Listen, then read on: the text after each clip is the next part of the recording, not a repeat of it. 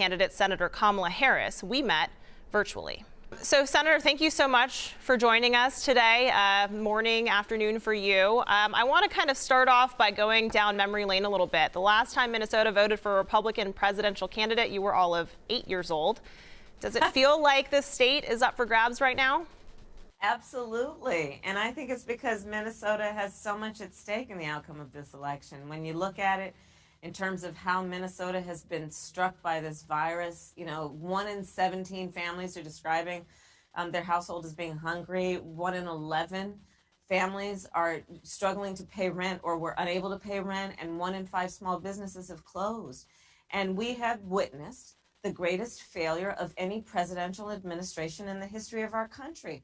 The Trump-Pence administration has sat on information that had the American people known, they could have gotten ready for this, they could have prepared, they could have protected their families. And now so many have been just devastated in terms of the health consequences, the economic consequences, the educational consequences. So I do believe the people of Minnesota are ready for real leadership. Joe Biden is someone who works across party lines. He is someone who cares about people. And we are going to spend our time full time addressing the needs of the people, understanding that this pandemic could care less who you vote for. And God willing, when we win, we're going to have the same approach, which is this is about one America and what everyone is going to need to get back on their feet. Other than the fact that it's a whole 27 degrees here in Minnesota right now, in the Twin Cities at least, why not be here in person today, especially knowing that your counterpart, Vice President Mike Pence, is? We are all over the country doing a combination of in-person and virtual. Today, I'm probably in 6 or 7 states virtually, and so I'm so happy to be in Minnesota. We want to be safe. We want to create an environment where the people who come to see us are safe. And we can't do that if we are, trying to pack people into a room. And so we've been very judicious. And, frankly, I've been there virtually in September, back in July, and we're going to keep talking to Minnesotans about the issues that impact them. And we're very proud to have the support of people like Tina Smith. Please reelect her to the United States Senate, Amy Klobuchar, and so many leaders.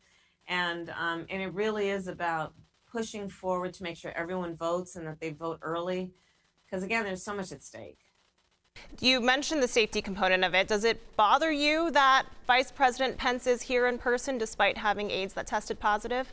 I mean, there's so many contrasts that the voters have in this election. On the one hand, you have Joe Biden and I who have been saying, look, we're going to wear masks. We think it's a sign of strength and not a sign of weakness. On the other hand, you've had the president of the United States, who's the commander-in-chief, who has suggested that to wear a mask is somehow a sign of weakness, when all of the experts are telling us that if we want to get a handle on this thing, we got to love thy neighbor and wear a mask. Nobody likes to wear a mask, but it's part of the sacrifice that we all as Americans should make to get through this pandemic. Otherwise, it is predicted as many as 500,000 Americans will be dead in just from the beginning of this until March. And we all have to do the right thing, and it can't be about politics. It's got to be about public health and safety. Does it feel like we're past that point of it not being about politics? Everything feels so politicized right now, doesn't it?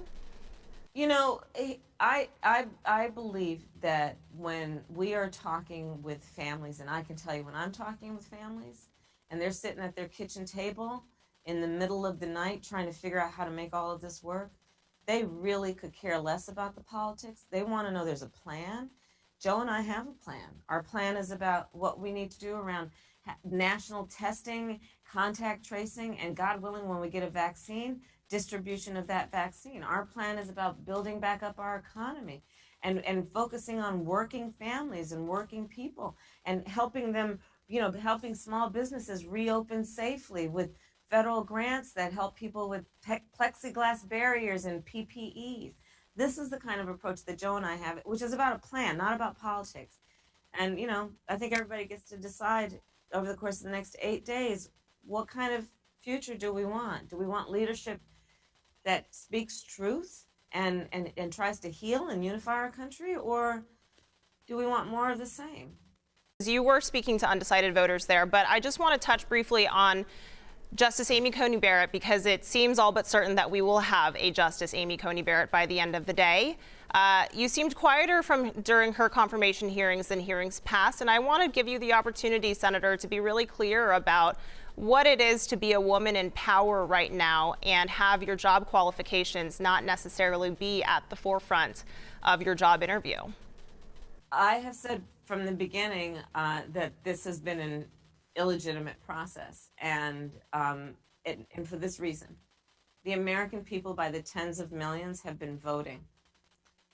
They have been voting on who will be the next president of the United States, and actually the majority of the American public agrees that the people should make a decision about who will be the next president, and then that person will decide who sits for a lifetime on the highest court in our land. In addition, there's so many important issues that court is going to decide, such as whether or not Donald Trump wins a lawsuit trying to get rid of the Affordable Care Act, or whether the people win in extending the Affordable Care Act to increase coverage, to bring down Medicare eligibility to age 60, to increase health care that is also about the body, not only from the neck down, but the neck up, and that's called mental health care.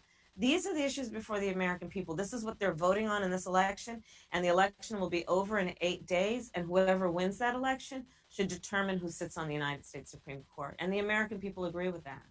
As a woman, does it feel familiar to you? I believe that all Americans, regardless of gender, agree that we should uphold our democracy, and we should uphold standards that are about fairness and about putting the people of the country first. And that includes allowing them to vote in an election about who will be their president, and then letting the process continue after they have made that decision.